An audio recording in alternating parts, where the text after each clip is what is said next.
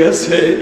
আর এই ফেরেশতা দুইটার চোখ কিন্তু নীল গো বাবা, কিন্তু তাদের চোখে কোনো পাওয়ার নাই গো বাবা।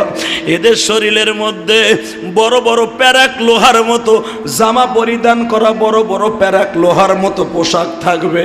এই কানা লুলা ফেরেশতাটা আসিয়াই বেনামাজির এমন জোরে চাইবা ধরবে গো, কলিজার ভিতর দিয়ে ছিদ্র হইয়া পুরা বডিটারে জাজরা বানায় ফেলবে।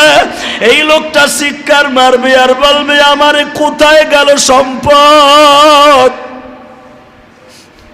কোথায় গেল বাড়ি গাড়ি, কোথায় সুন্দর নারী,